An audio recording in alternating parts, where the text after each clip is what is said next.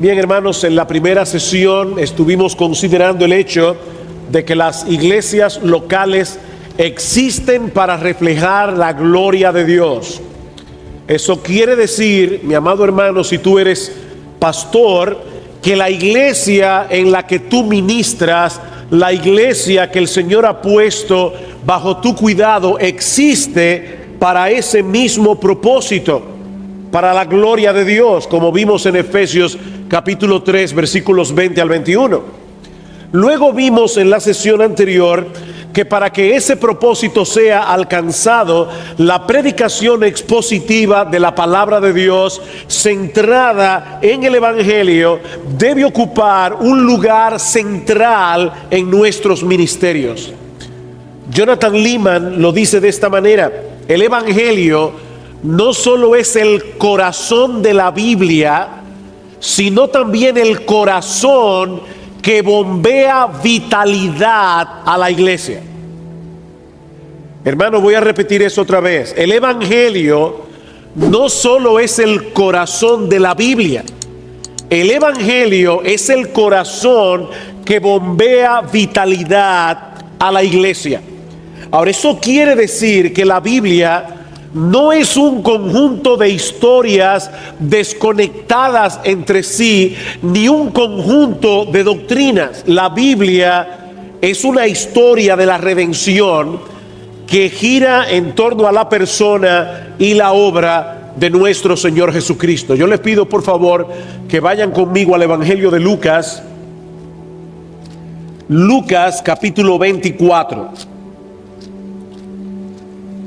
Es el texto que citó el hermano Tabiti en la hora anterior. Lucas capítulo 24. Ustedes recordarán cómo el domingo de la resurrección el Señor Jesucristo se apareció a dos discípulos que iban camino a la aldea de Maús. Y ellos comienzan a hablarle a Cristo acerca de lo que había pasado. Ellos no estaban reconociendo que era el Señor. Y les dice cómo ellos estaban decepcionados porque ellos pensaban que Jesús era el Mesías que habría de redimir a Israel. Y eso era precisamente lo que acababa de ocurrir. Y dice en el versículo 25 que el Señor les dice: oh insensatos y tardos de corazón para creer todo lo que los profetas han dicho. ¿No era necesario que el Cristo padeciera estas cosas y que entrara en su gloria? Y ahora escuchen, hermanos, y comenzando desde Moisés y siguiendo por todos los profetas, les declaraba en todas las escrituras lo que de él decían. Mis hermanos, ¿quién es el centro de la Biblia? ¿Quién es el centro del Antiguo Testamento? El centro del Antiguo Testamento no es la historia de Israel, es la persona de Cristo. Versículo 44. Y les dijo: estas son las palabras que os hablé estando aún con vosotros, que era necesario que se cumpliese todo lo que está escrito de mí en la ley de Moisés, en los profetas y en los salmos. Esa era la triple división que usaban los judíos para referirse a todo el Antiguo Testamento. Entonces les abrió el entendimiento para que comprendiesen las escrituras. Y les dijo: así está escrito, y así fue necesario que el Cristo padeciese y resucitase de los muertos al tercer día, y que se predicase en su nombre el arrepentimiento y el perdón de pecados en todas las naciones, comenzando desde Jerusalén. Cómo Cristo les abrió el entendimiento para que ellos comprendieran las escrituras, haciéndoles ver que Él es el centro de la palabra de Dios. Mis hermanos, si no partimos de esa premisa, terminaremos extraviándonos al tratar de interpretar y exponer los textos de la palabra de Dios. Imagínense a un turista que viene a la República Dominicana con un mapa de la ciudad de Santo Domingo. Pero resulta que para hacerle una broma, un amigo cortó el mapa en dos, tomando como línea divisoria el río Osama, y lo pegó con otra parte de la ciudad de Santiago. obviamente el mapa ya no le será útil, porque las dos partes no pertenecen a la misma ciudad. Bueno, hermanos, lamentablemente muchos ven la Biblia de esa manera, como si el Antiguo Testamento y el Nuevo Testamento fueran dos mapas de dos ciudades distintas. Mis hermanos amados, si nosotros queremos interpretar correctamente las Escrituras, no solo debemos asumir que existe una conexión entre todas sus partes, porque Dios tiene una sola mente, y como dijo el hermano hace un momento, Él tiene un solo sermón, sino que también debemos conocer cómo es que esas partes se conectan entre sí. Y la clave es la persona y la obra de Cristo, es decir, el Evangelio. Sin ese mensaje no hay salvación, y sin ese mensaje no habría iglesia. En Romanos capítulo 10, Pablo dice en el versículo 8, esta es la palabra de fe que predicamos, o como lo parafrasea el comentarista Guillermo Hendrickson, esta es la palabra que para ejercer su efecto salvador debe producir la respuesta de la fe. Eso es lo que significa, esta es la palabra de fe que predicamos, que si confesares con tu boca que Jesús es el Señor y creyeres en tu corazón que Dios le levantó de los muertos, serás salvo. Porque con el corazón se cree para justicia, con el corazón se cree para ser justificado, con el corazón se cree para que podamos ser declarados justos en el tribunal de Dios, pero con la boca se confiesa para salvación. Y más adelante Pablo añade, porque todo aquel que invocare el nombre del Señor será salvo. Y ahora viene una serie de preguntas retóricas. ¿Cómo pues invocarán a aquel en el cual no han creído? ¿Y cómo creerán en aquel de quien no han oído? ¿Y cómo oirán sin haber quien les predique? ¿Y cómo predicarán si no fueren enviados? Así que la fe es por el oír, y el oír por la palabra de Dios. Ven, hermanos, la argumentación que Pablo está haciendo aquí. Nadie se salvará a menos que deposite toda su fe en la persona y la obra de Cristo, y nadie creerá en Cristo a menos que escuche el mensaje del Evangelio. De manera que sin el Evangelio no hay salvación. Consecuentemente, sin el Evangelio tampoco puede haber iglesia en el mejor sentido del término. A la luz de esa realidad, debemos estar conscientes, queridos hermanos, que el Evangelio estará todo el tiempo bajo un ataque feroz de parte del enemigo de nuestras almas. Alguien dice lo siguiente al respecto: si el Evangelio es lo que hace la diferencia entre la vida y la muerte, el cielo y el infierno, el culto a Dios y el culto a los ídolos, entonces el diablo, en conspiración con el mundo y con nuestra propia naturaleza pecaminosa, hará todo lo que esté de su parte para detener el avance del Evangelio. Y si no puede detener su avance, para cambiarlo. Y si no puede cambiarlo, para mezclarlo. Y si no puede mezclarlo, para reinterpretarlo. Y si no puede reinterpretarlo, para diluirlo. Y si no puede diluirlo, para distraernos de él, de manera que no le pongamos mucha atención. Hermanos, el diablo está detrás del Evangelio. Déjenme decirles algo: al diablo no le preocupa que las iglesias se llenen de gente, siempre y cuando Cristo no sea predicado. El diablo está detrás del Evangelio. Por lo tanto, mis hermanos, si nosotros queremos promover la sanidad de la iglesia, y este es el tema de estas conferencias, ¿verdad? Construyendo iglesias saludables. Si nosotros queremos promover la santidad de la iglesia, la sanidad de la iglesia, es necesario que amemos, protejamos y proclamemos con pasión y convicción el Evangelio de Cristo, sin cambiarlo, sin mezclarlo, sin reinterpretarlo y sin diluirlo. El Evangelio tal cual es. Ahora, por supuesto, eso requiere un buen entendimiento de lo que el Evangelio es y de lo que el Evangelio implica. Y eso es precisamente lo que veremos en esta tercera sesión, respondiendo tres preguntas muy básicas. En primer lugar, ¿qué es el Evangelio? En segundo lugar, ¿qué es la conversión? Y en tercer lugar, ¿qué es el evangelismo? Hacemos entonces, ¿qué es el Evangelio? Bueno, yo estoy seguro que todos ustedes saben que la palabra evangelio es una palabra griega compuesta que significa buena noticia. El evangelio es una buena noticia. Y esa palabra evangelio no solamente era usada en el mundo greco-romano en un contexto religioso. Se usaba la palabra evangelio para referirse a cualquier noticia que tuviera que ver con ese tipo de eventos que producen cambios significativos en las vidas de las personas. Por ejemplo, la noche del 30 de mayo de 1961, nuestro país experimentó un cambio radical con el ajusticiamiento del dictador Rafael Leónidas Trujillo. Por si acaso, yo tenía poco menos de 2 años cuando eso ocurrió. Pero lo cierto es que ese evento marcó una diferencia en la vida de todos nosotros como nación.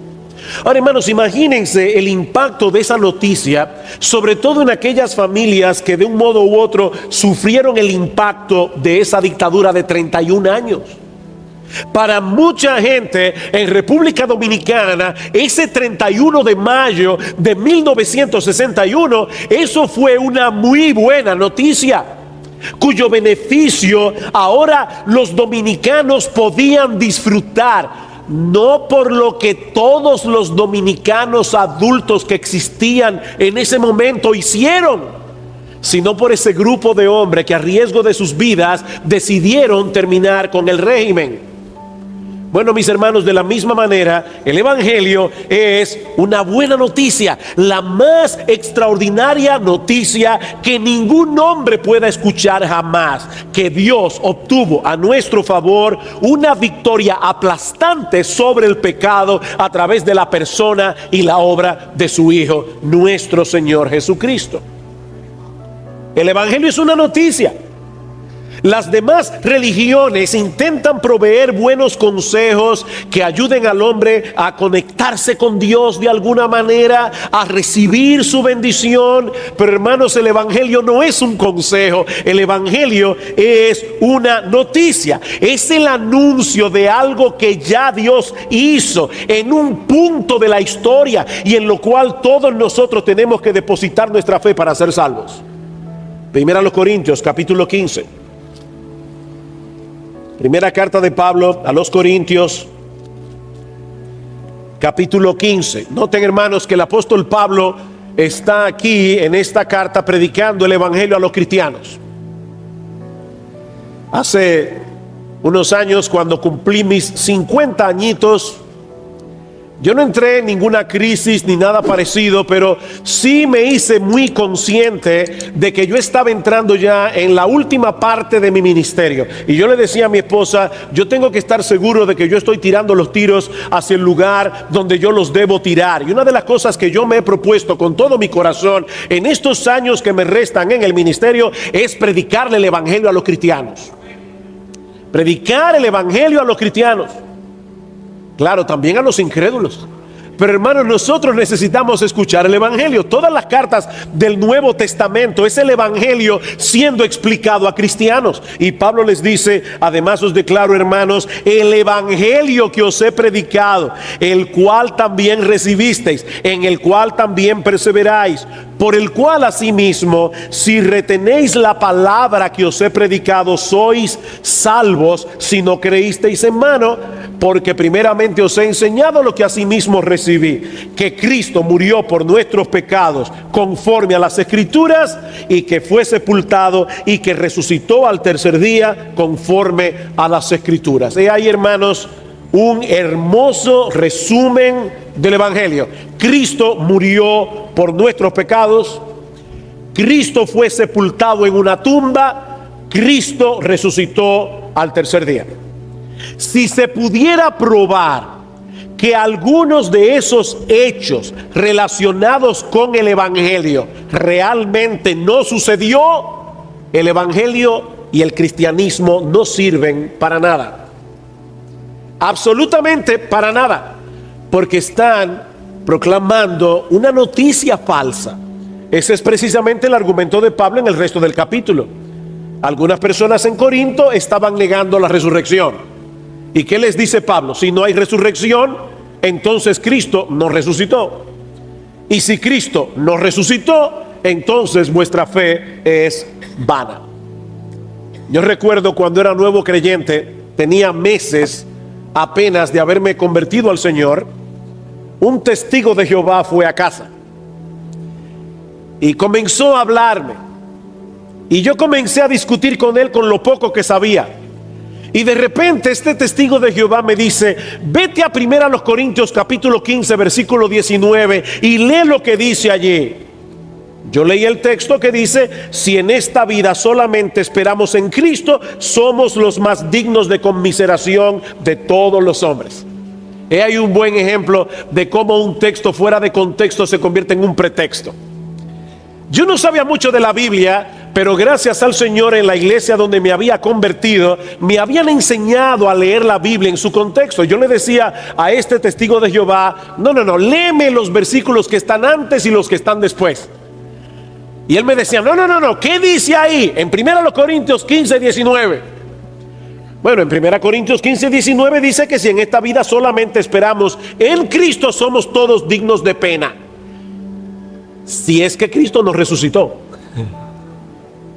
Ahora, si Cristo resucitó, eso cambia completamente la historia. Y gloria al Señor, Cristo resucitó. Ahora, por otra parte, Pablo nos dice aquí que esos hechos históricos relacionados con la persona de Cristo giran en torno al problema del pecado. ¿Vieron el texto? Cristo murió por nuestros pecados. Lo que hace del evangelio la noticia más urgente y trascendental que un ser humano haya escuchado jamás es que tiene que ver con el más serio de los problemas que afecta a toda la raza humana. Dios es infinitamente santo, infinitamente justo. Nosotros somos pecadores. Consecuentemente, todos nosotros merecemos el castigo infinito de la ira santa y justa de Dios. Así que, mis amados hermanos, el punto de partida del evangelio es la ira de Dios. Ese es el punto de partida. La buena noticia del evangelio no tiene sentido sin la mala noticia. Por eso, cuando Pablo quiere explicar a los creyentes en Roma el evangelio que él predicaba, ¿cómo comienza Pablo? Dice Pablo: yo quiero ir a Roma a predicar el evangelio. ¿Por qué? Porque el evangelio es poder de Dios para salvación. Pablo, ¿y de qué necesitamos nosotros ser salvados? Porque la ira de Dios se revela desde el cielo contra toda impiedad e injusticia de los hombres que detienen con injusticia la verdad, la ira de Dios. En estos días iba manejando por la calle y me encontré con una de estas guaguas que tienen un letrero detrás que decía: el fin se acerca, ¿estás preparado? Bueno, mis hermanos, el punto de partida para predicar el evangelio no es que el fin se acerca. Decirle a una persona: el fin se acerca, ¿estás preparado?, eso no dice absolutamente nada. ¿Y cuál es el problema de que el fin se acerque? ¿Y cómo me preparo? No, el punto es, mis amados hermanos, que algún día todos nosotros nos presentaremos en el tribunal de Dios. El punto de partida del evangelio no es: Dios te ama y tiene un plan maravilloso para ti. No, ese no es el punto de partida. Eso no es predicar el evangelio. Tampoco es proclamar que Cristo quiere ser nuestro amigo, o que Él puede proveernos una vida estable y feliz. ¿Quieres tener un buen matrimonio? Busca a Cristo. ¿Quieres escapar de las adicciones? Busca a Cristo. Y si yo no tengo ninguna adicción, yo no soy drogadicto ni soy alcohólico, ¿para qué necesito a Cristo? Hace unos meses estaba entrevistando a un joven de nuestra iglesia que estaba aspirando a la membresía de la iglesia. Y yo le preguntaba: ¿cómo tú predicas el evangelio en la universidad? Y él me decía: bueno, yo le digo a las personas, le doy mi testimonio y les digo cómo yo antes tenía un vacío en el corazón y cómo Cristo me ha llenado. Y yo le decía: ¿y qué vas a hacer el día que te encuentres con una persona que no siente ningún vacío en su corazón? Una persona que te diga francamente: yo tengo mi vida plena, Mis hermanos, esa no es la manera de predicar el evangelio. El problema no es que yo tenga un vacío en mi corazón. El problema es que algún día yo me voy a presentar delante del tribunal de Dios y estoy en problemas. El corazón del evangelio es que Cristo obtuvo para nosotros el perdón de todos nuestros pecados y el don de la vida eterna a través de su vida, su muerte y su resurrección. Vida, muerte y resurrección. Los evangélicos solemos decir mucho: Cristo murió por nosotros. Hermanos, eso es una media verdad. Cristo no solo murió por nosotros, Él vivió por nosotros. Cristo vivió por nosotros, Él murió por nosotros. Él vivió la vida de perfecta obediencia que ni tú ni yo hubiéramos podido vivir jamás. Y luego murió en la cruz del Calvario como si Él hubiera cometido todas nuestras desobediencias. Y por medio de la fe, ahora Dios me mira a mí como si yo fuera tan justo como su Hijo. ¡Wow! ¡Qué mensaje! En palabras más sencillas, Cristo vino a hacer con nosotros un cambio de expediente.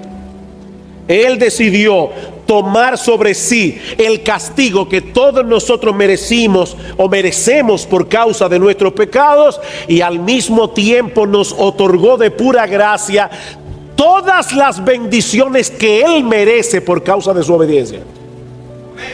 Al que no conoció pecado, por nosotros Dios lo hizo pecado para que nosotros fuésemos hechos justicia de Dios en Él. O como dice Pedro en su primera carta: el justo murió por los injustos para llevarnos a Dios.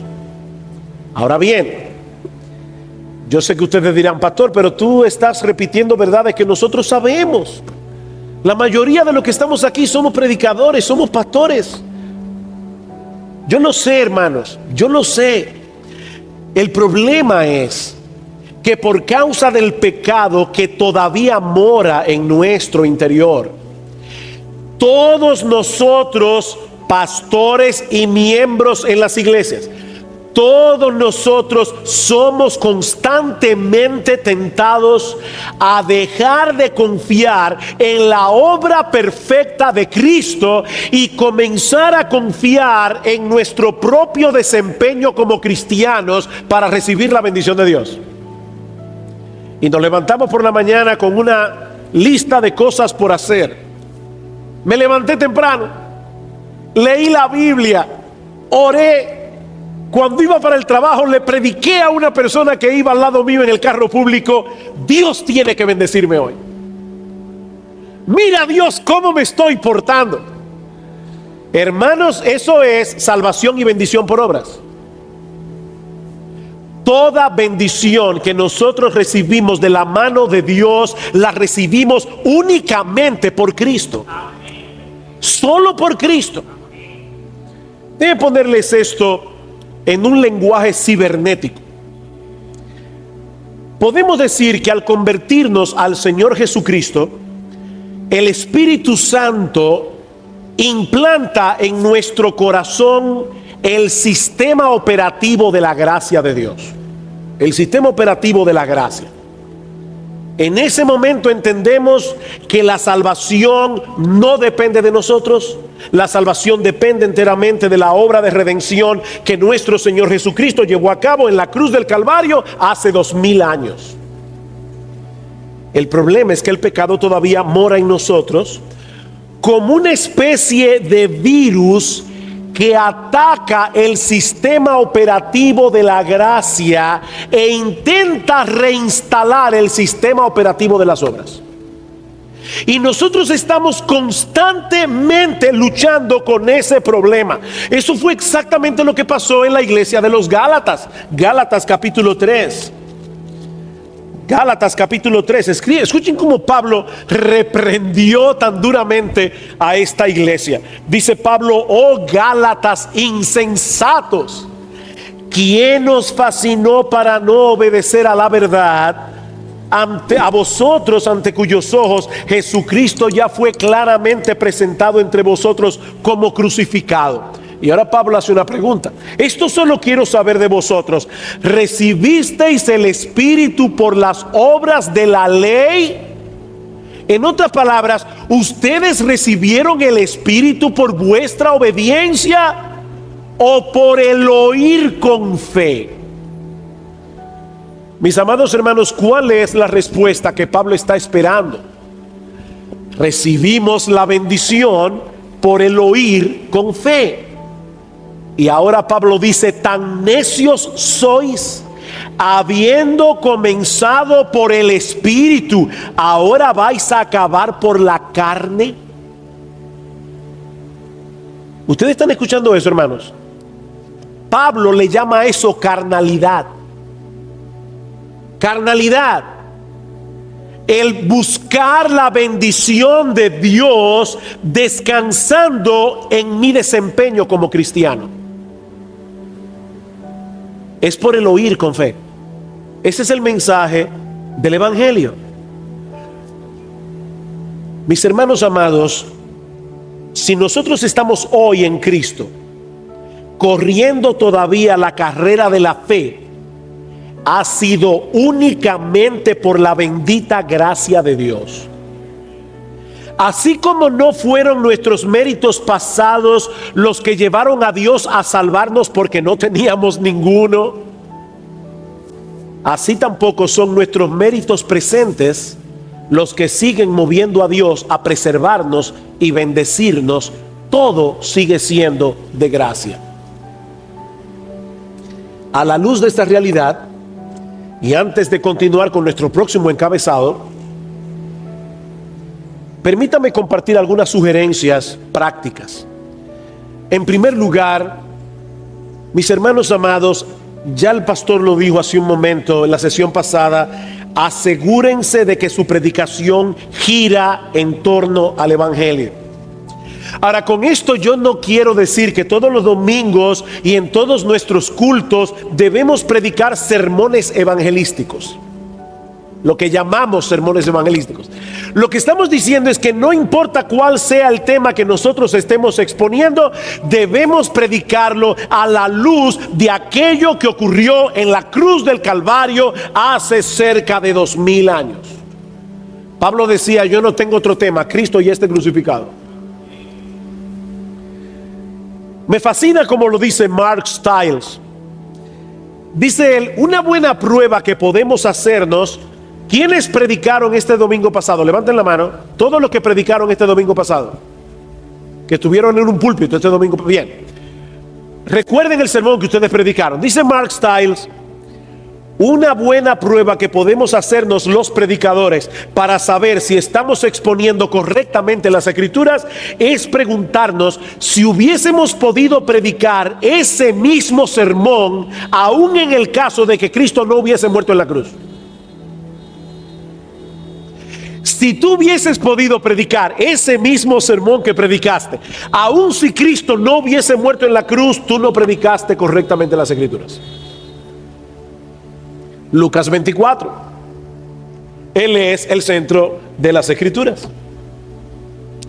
En segundo lugar, asegúrense, mis amados hermanos, que todo individuo que se haga miembro de su iglesia entienda el Evangelio.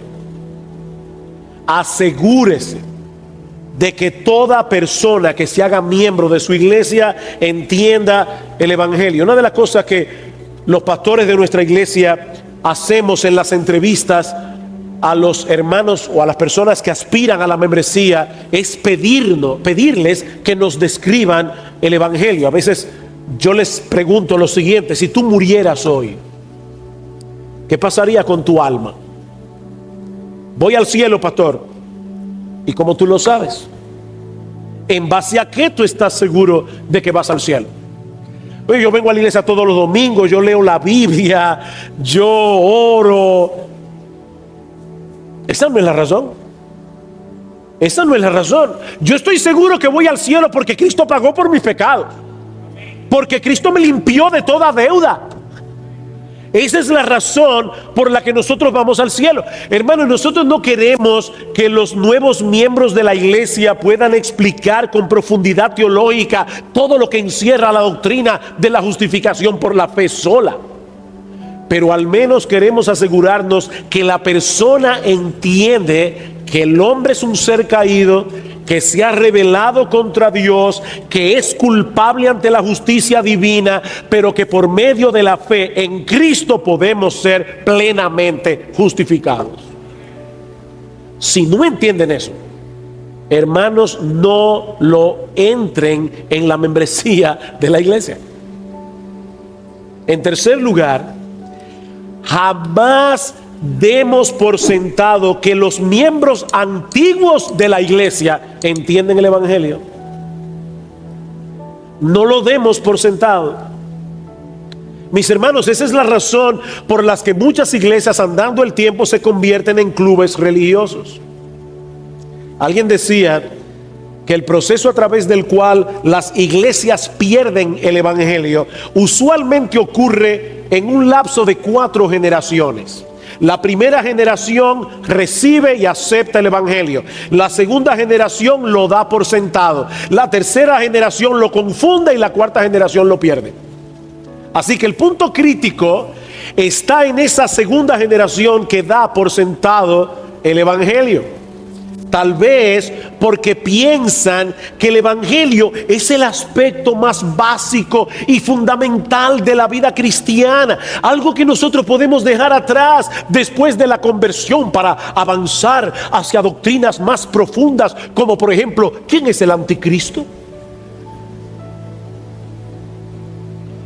Tim Keller dice: nosotros nunca llegaremos más allá del evangelio en nuestras vidas cristianas hacia algo más avanzado. El evangelio no es el primer paso en una escalera de verdades. El evangelio es como el eje de una rueda de verdad.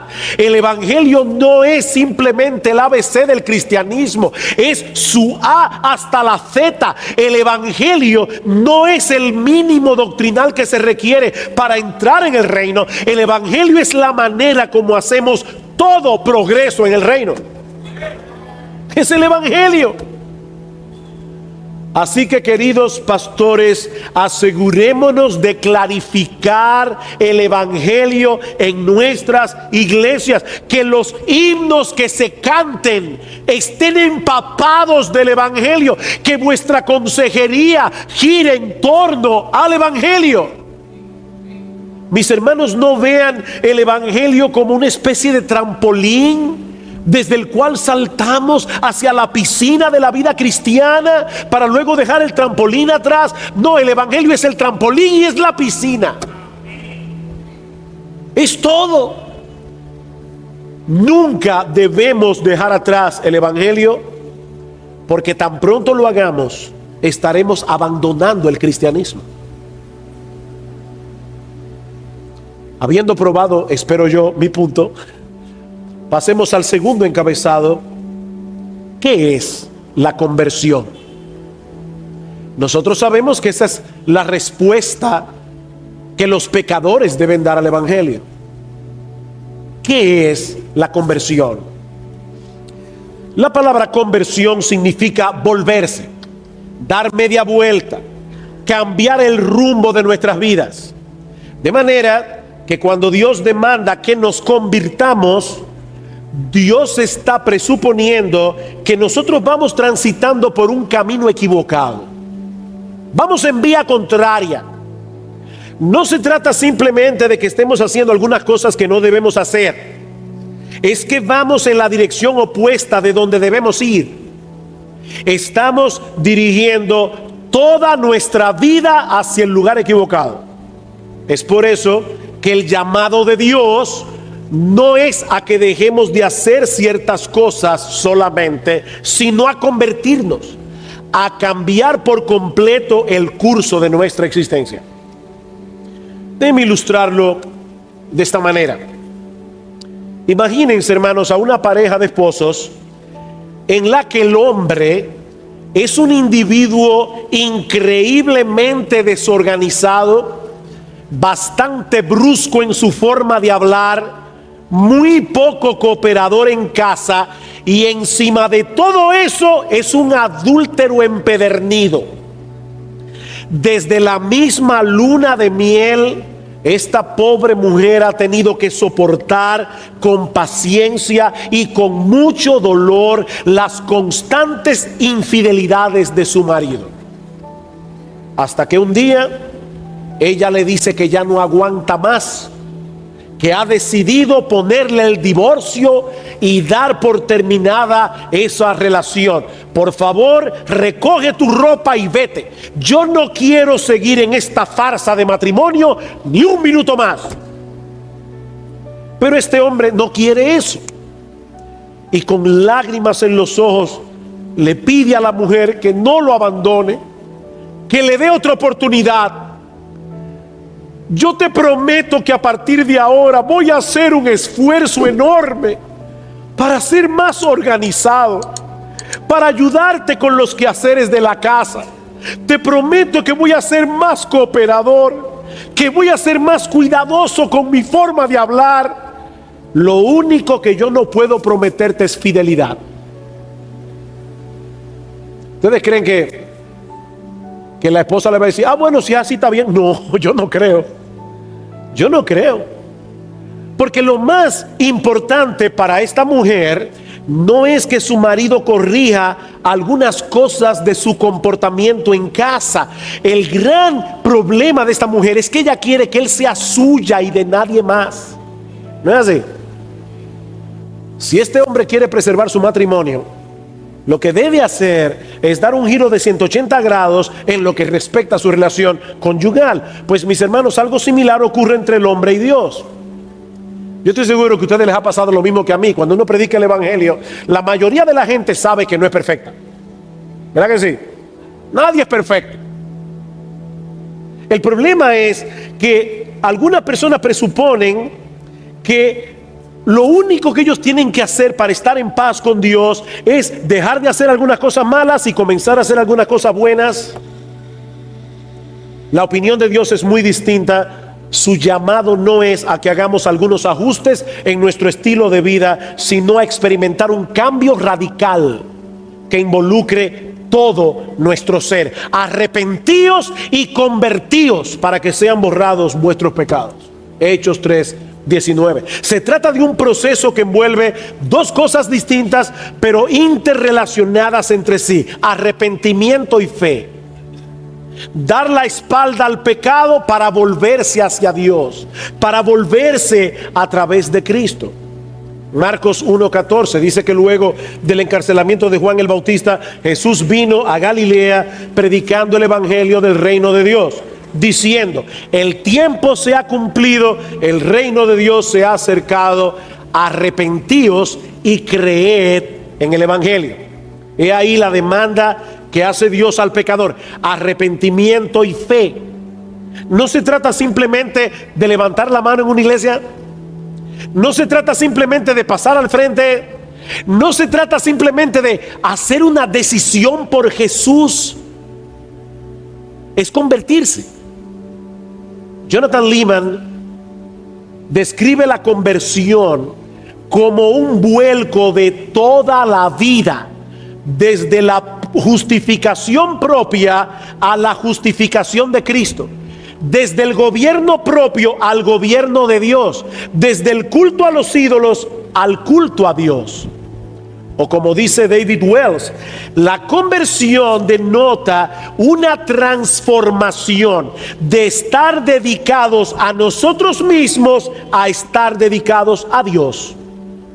Precisamente por eso, mis hermanos, la única prueba real de nuestra conversión es una vida obediente y fructífera. A veces yo escucho las personas que dicen: estaba en una campaña evangelística y se convirtieron 15 personas. ¿Y cómo tú lo sabes? De verdad, ¿cómo tú sabes que se convirtieron 15 personas? Hermanos, eso es imposible de saber. Yo pudiera decir, bueno, 15 personas manifestaron profesión de fe. Eso es lo más que yo pudiera llegar a decir. Pero yo no puedo saber si una persona se convirtió. ¿Saben por qué? Porque solamente la vida subsecuente de esa persona es lo que va a probar si se convirtió o no. Mis hermanos amados, esa es la clara enseñanza de Cristo en la parábola del sembrador. En la parábola del sembrador hay 3 semillas que al principio parecían que iban a germinar. 3 semillas. Sin embargo, solo una germinó. Las otras con el tiempo mostraron ser falsas. Y entonces después comienzan, sí, en la iglesia hay tantas personas descarriadas. Bueno, la primera pregunta que deberíamos hacernos es si alguna vez estuvieron en el carril. Porque Juan dice en primera de Juan capítulo 3, salieron de nosotros porque no eran de nosotros. Porque si hubiesen sido de nosotros, habrían permanecido con nosotros. Pero salieron precisamente para que se manifestase que no todos son de nosotros. Mis hermanos, la única prueba real de nuestra conversión es una vida obediente y fructífera. Si no hay eso, no hay conversión. Ahora bien, la Biblia presenta la conversión, y esto es sumamente importante, como una moneda de 2 caras. Por un lado, la Biblia nos dice que el pecador debe convertirse. Nosotros tenemos la responsabilidad de arrepentirnos y creer. Somos nosotros los que debemos tomar la determinación de renunciar a nuestra vida de pecado, de someternos a la autoridad de Cristo, de poner toda nuestra confianza únicamente en Él. Eso es lo que implica la conversión desde el punto de vista humano. Sin embargo, la Biblia también enseña que ningún pecador puede hacer eso, a menos que Dios haga una obra previa en su corazón, en el asiento mismo de su personalidad. Esa obra de Dios en nosotros es presentada en la Biblia a través de figuras muy impactantes. Por ejemplo, en Juan capítulo 3 se le llama un nuevo nacimiento. Y no tengo el tiempo aquí, pero en muchos otros textos de la Biblia se habla acerca de esta regeneración, de este nuevo nacimiento. En Romanos capítulo 6, versículo 3, es presentado como haber sido resucitados juntamente con Cristo para andar en novedad de vida. En ese mismo capítulo de Romanos 6 es descrito como un cambio de dueño. En Hechos capítulo 26, versículo 18, como ser trasladado de las tinieblas a la luz.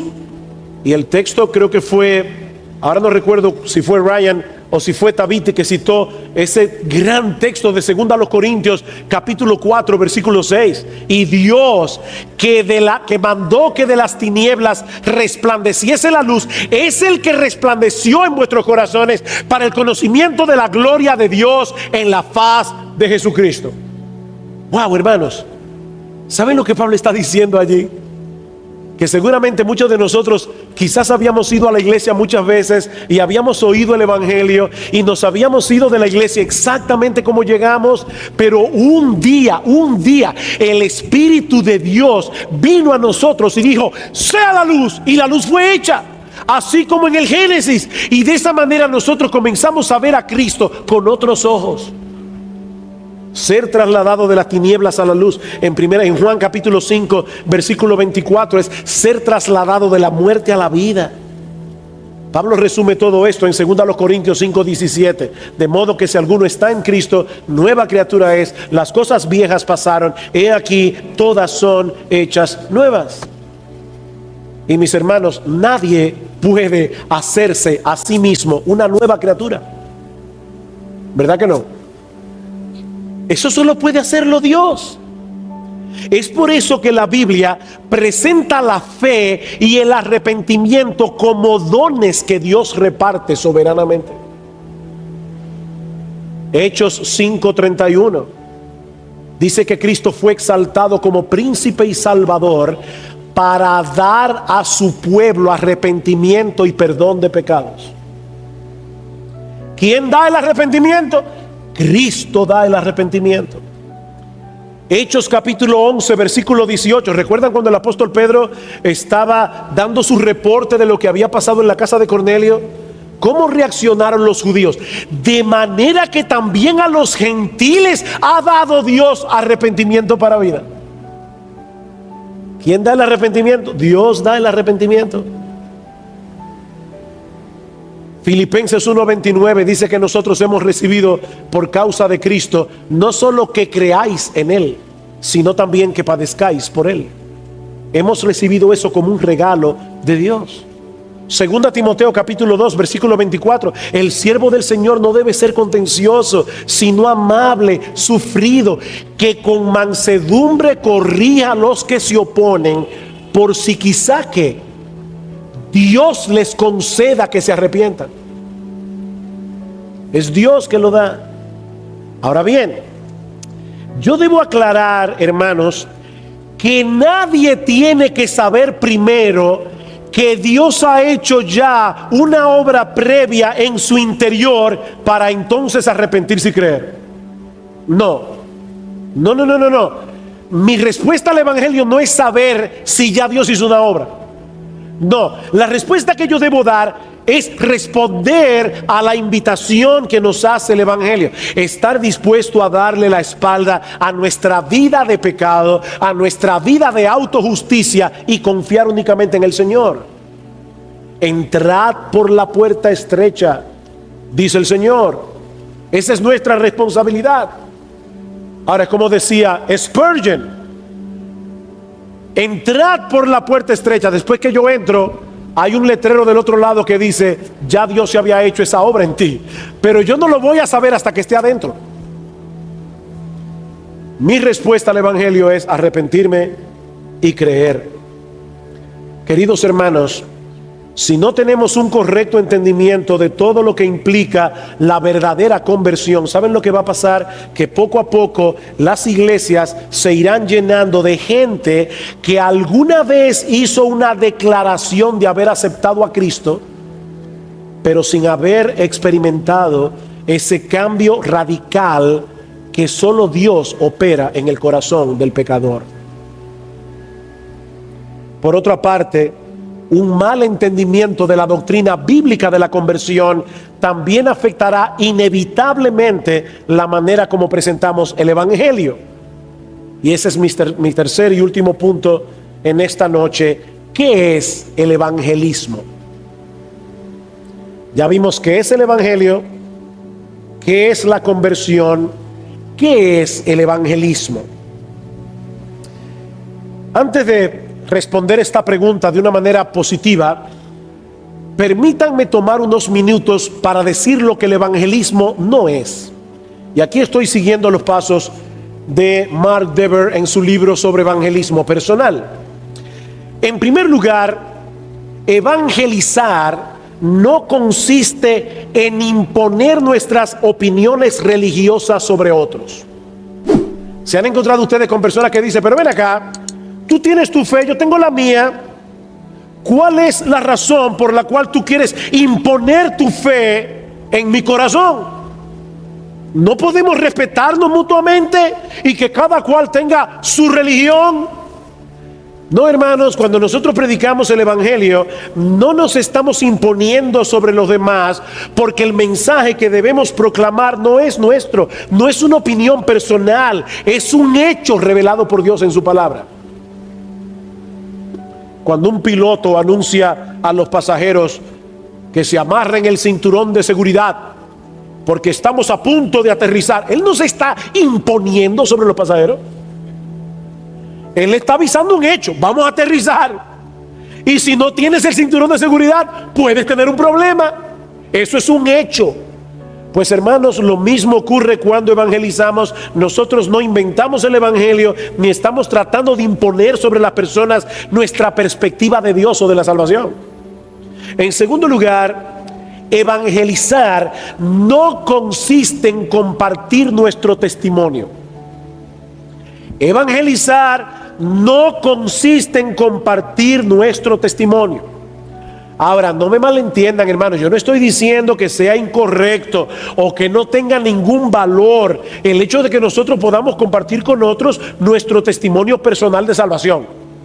Pero una cosa es compartir con otros la manera como Dios obró en nuestras vidas para llevarnos a Cristo, y otra muy distinta es compartir el mensaje de la cruz. Dios no ha prometido bendecir tu testimonio.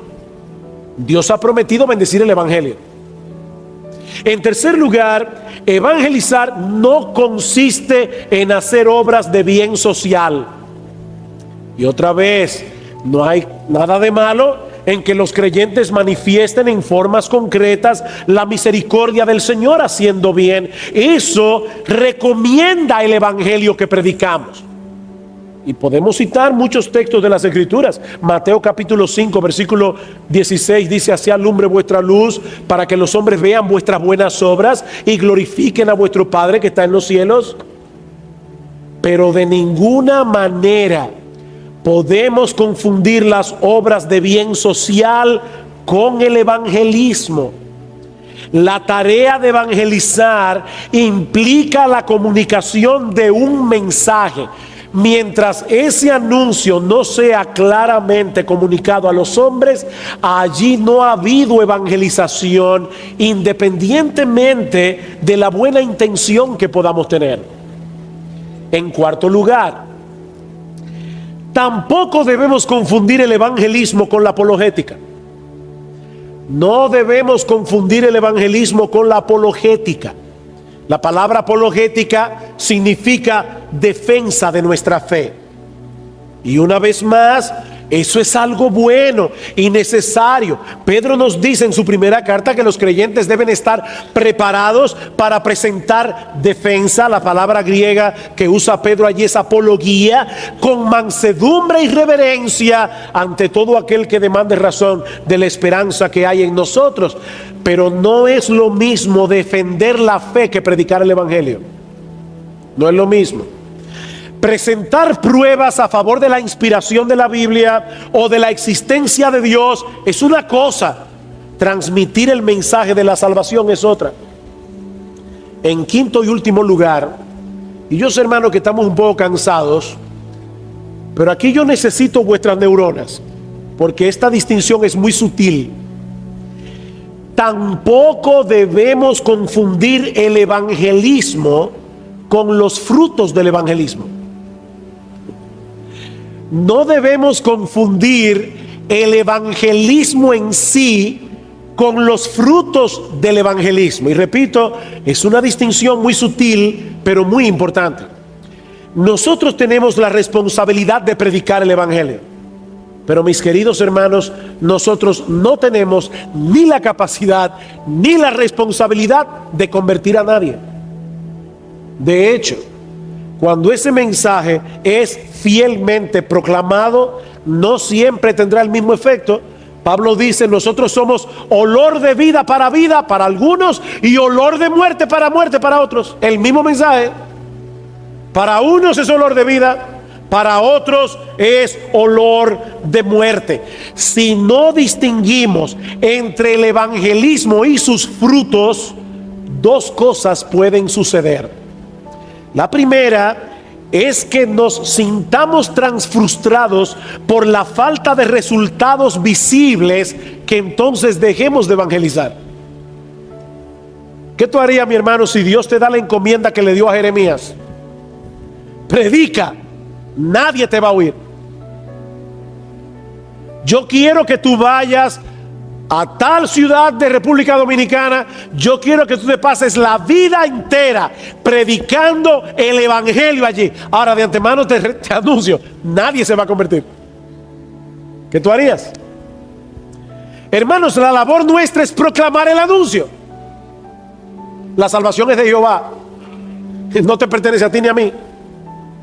Otra consecuencia que esto puede tener es que comencemos a recurrir a técnicas humanas en busca de resultados. Yo quiero ver conversiones. Yo quiero ver que algo está pasando en la iglesia. No, hermanos, nosotros tenemos simplemente que evangelizar. ¿Y eso qué significa? John Chisman lo define de esta manera: es declarar en base a la autoridad de Dios lo que Él ha hecho para salvar a los pecadores, advirtiendo a los hombres de su condición perdida, guiándolos a arrepentirse y a creer en el Señor Jesucristo. Eso es evangelizar. Debo repetirlo otra vez. Es declarar en base a la autoridad de Dios lo que Él ha hecho para salvar a los pecadores, advirtiendo a los hombres de su condición perdida, guiándolos a arrepentirse y a creer en el Señor Jesucristo. Segunda a los Corintios capítulo 5 versículo 20, Pablo dice: nosotros somos embajadores en nombre de Cristo, como si Dios rogase por medio de nosotros. Os rogamos en nombre de Cristo, reconciliaos con Dios. Al que no conoció pecado, por nosotros Dios lo hizo pecado, para que nosotros fuésemos hechos justicia de Dios en él. Hermanos, evangelizar no es otra cosa que dar a conocer a los hombres el mensaje de reconciliación revelado en las Escrituras. El hombre está en problemas con Dios por causa de sus pecados, porque Dios en su justicia le dará a cada uno lo que merece, pero Él mismo proveyó el medio a través del cual su justicia quedó plenamente satisfecha para que los pecadores puedan ser perdonados. La obra redentora de su propio Hijo, de la cual nos apropiamos por medio del arrepentimiento y de la fe. Es la proclamación de ese mensaje y no de otra cosa lo que Dios ha prometido usar para la salvación de las almas. Como dice Romanos 1:16, el Evangelio es y seguirá siendo poder de Dios para salvación, hasta que nuestro Señor Jesucristo regrese en gloria. Para concluir, permítanme compartir con ustedes una historia que leí recientemente, porque puede ser de mucho ánimo para ustedes, como lo fue para mí. Es una historia acerca de un equipo plantador de iglesias. Este equipo plantador de iglesias se reunió en una ciudad donde no había cristianos. Como es el caso de muchos equipos plantadores, recibían un poco de apoyo económico de parte de la iglesia que lo envió, pero también tenían que trabajar en otras cosas para proveer para sí mismos. Obviamente no había presupuesto para letreros llamativos, ni volantes, ni escuelas bíblicas de verano, ni instrumentos musicales, ni un centro médico, ni nada que pudiera llamar la atención de la gente. Así que este equipo plantador se contentó con reunirse en un lugar poco atractivo y predicar el evangelio a los que quisieran escuchar. Algo interesante es que se dedicaron a predicar el evangelio exclusivamente usando el Antiguo Testamento. Oigan eso. Este equipo plantador de iglesia estaba predicando el evangelio únicamente basado en el Antiguo Testamento. ¿Saben qué pasó?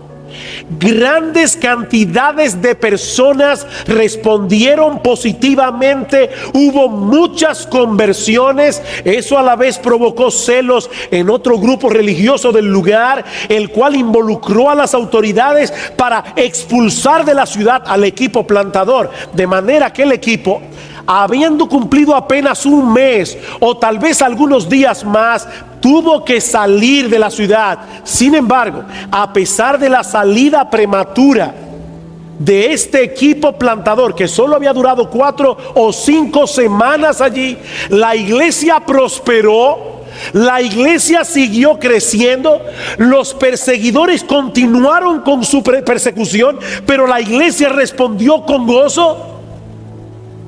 Y estos hermanos obviamente tenían preguntas, eran jóvenes en la fe, pero los actos de fe y las obras de amor de la iglesia comenzaron a llamar la atención en toda la región donde estaba esa iglesia. Debido a su testimonio y labor, el evangelio se propagó incluso más allá de su propio país. ¿Pueden creer eso, hermanos? Cuando le preguntaron al líder plantador de iglesia ¿Cómo fue que eso ocurrió? ¿Saben cuál fue su respuesta?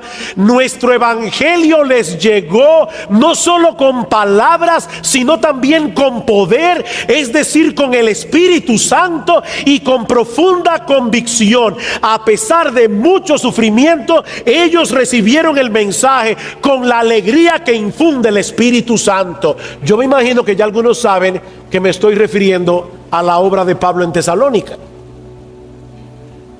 Si usted quiere leer acerca de eso, vaya a Hechos 17 o a Primera y Segunda de Tesalónica y usted va a encontrar esta historia. Hermanos, este es un relato verdaderamente sorprendente. Una ciudad sin testimonio cristiano, un grupo plantador de iglesias, sin edificio donde reunirse, ningún programa de servicio a la comunidad, solo el Antiguo Testamento. Y muchos conversos de diferentes razas, unidad en el evangelio, persecución, perseverancia, crecimiento, testimonio, una reputación internacional, solo con el evangelio. Hermanos, ¿qué hay detrás de esta historia? Según Pablo, detrás de esta sorprendente historia se encuentran palabras